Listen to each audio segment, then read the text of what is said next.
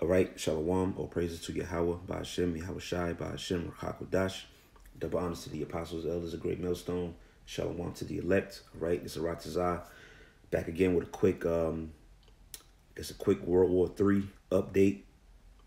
Okay, I have an article here from Express, which is a website that brings out a lot of prophetic articles, a lot of prophetic information, especially as it pertains to World War III. All right, which is prophesied to come when you read the Holy Scriptures. All right, in particular, just on top of the head, Revelations 17th chapter, which speaks about those nations coming together to burn the whore with fire. Right, the whore being Babylon the Great, which is America. Okay, now you have these nations, which is Tyler's article, is India nuclear weapons? Does India have nuclear weapons? Latest World War III threat. And when I read this title, I immediately thought of Joel, the 3rd chapter, which speaks about the weak nations being strong now. All right, because places like India and Pakistan and whatnot, you don't think of them as a threat. Okay, you don't think of them as being world empires like America and Russia and China and whatnot. These are nations that are kind of off the map. Nobody's really worried about them. But for prophecy to be fulfilled, what now? They're building up their nuclear arsenal. Okay, they have missiles now that can rival the bigger nations. Right now, all it's in prophecy. But I'm just gonna read this little excerpt here. I'm not going to read full story, but just so we can see. It says India and Pakistan have escalated military tensions following a series of dramatic airstrikes, but does India have nuclear weapons? It says Pakistan carried out airstrikes and shot down 2 Indian jets on Wednesday. This is just on Wednesday. Pakistani officials said today. The shocking airstrike comes just a day after Indian warplanes struck inside Pakistan for the first time since a war in 1971, prompting fears World War III could break out imminently. Okay, so World War III, which we know is imminent, man. Which imminent means basically it's going to happen no matter what. Like, there's nothing you can do. It's like it's set in stone that this is going to happen. All right, World War III is imminent. It says what's that? That's Romans 3:3. All right, for what if some did not believe? Does the faith of the Most High without effect? Most High forbid. Okay, so the prophecies are going to come to pass, man. Okay, I believe that's in Isaiah also. It says that the word of the Lord shall not go out void. Okay, but it shall accomplish that which he pleased, man. Okay, so the Most High prophesied or wrote that Babylon the Great was going to meet its fate, which is thermonuclear fire. Then best believe that's going to happen, man. It says, according to Brian Toon, a professor of atmospheric and oceanic sciences, a war between India and Pakistan could bring a nuclear winter, which would destroy civilization. All right, so it's all types of infighting. The Middle East has their wars within themselves. America's over there causing turmoil. It's just one big for you brothers that watch wrestling, it's one big goddamn Royal Rumble, man. All right, this nation against that nation, America's allies turning on them, their enemies. It's just one big ball of just war, man. Okay, and that's all prophesied in the scriptures. All right, let me grab that real quick. This is Joel chapter 3. I'm gonna make this video real short.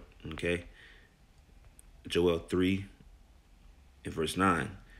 It says, proclaim ye this among the Gentiles. All right, these Gentiles are the natural Gentiles, which is the other nations. All right, beginning with Esau, Edom, the so-called white man. All right, you got the India and Pakistan, which is like Elam. All right, you got Ishmael over there, Ham. All right, all these other nations, man. It says, proclaim ye this among the Gentiles, prepare war. Okay, so we're in a time of war, man. We're not in a time of peace and love, you know, holding hands, singing kumbaya. Nah, man, it's a time It's a time to fight, man. Okay, pursuing the Ecclesiastes, the 3rd chapter. It's a time and place for everything under the sun. All right. It's a time for war and a time for peace. Right now, it's a time of war, man. Okay? This is prepared war. Wake up the mighty men, meaning gather these troops, gather these soldiers. Let all the men of war draw near. Let them come up. Okay? And that's what's happening, man. Everybody's getting geared up for war. And it's all through the spirit of Yahweh Hashem Yahushua that's putting the spirit on these world leaders, these prime ministers, okay, these captains and whatnot, to bring to pass his will. Matter of fact, let me grab that real quick and I'll jump back to Joel. This is Proverbs 21:1. It says, the king's heart is in the hand of the Lord. As the rivers of water, he turneth it whithersoever he will. Right. So the modern day kings, first and foremost, are the elites, because really it's the elites that got their hand over all of this conflict and all of this stuff going that's occurring. All right, but ultimately it's Yahweh B'Shem Yahushua that's controlling the minds of these people to do his will. Okay, this is the king's heart, meaning the king's mind. All right, the Hebrew word there is lab, okay, which is Hebrew for mind. It says the king's heart is in the hand of the Lord. As the rivers of water, he turneth it whithersoever he will. All right, so everything is done by the will of Yahweh B'Shem Yahushua. Okay, so let's go back to Joel,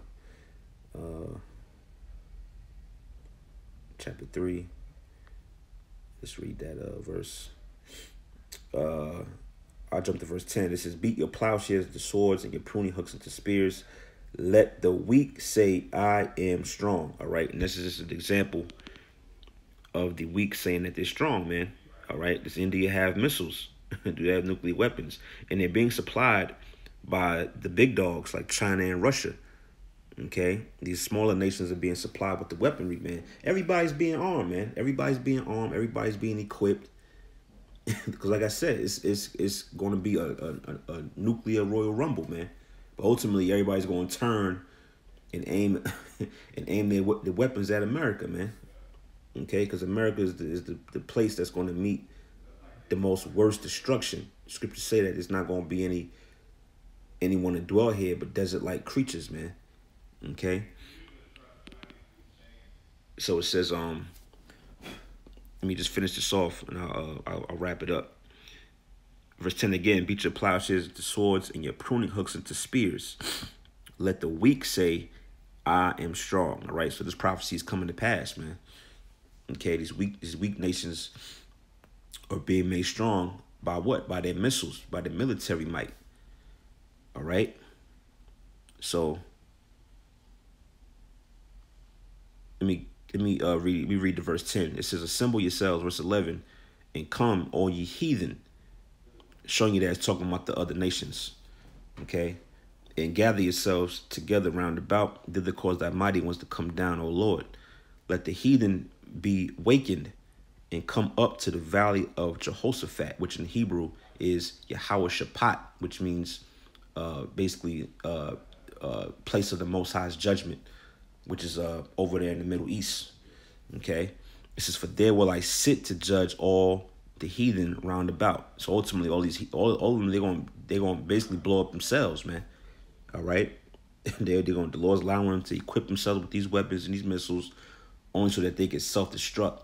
Okay, and this current world, as you see it, is going to be destroyed. The society is going to be brought down. These nations are going to be brought down, and the nation of Israel is going to rule next. Okay, so yeah, I just wanted to do a quick video on this headline. All right, World War III is coming. It's imminent. Okay, get ready, because America's about to be destroyed, man. All right. So with that, all praises to Yahweh B'Shem Yahushai B'Shem Rakakwadash. Lord willing, to the next video. Shalom.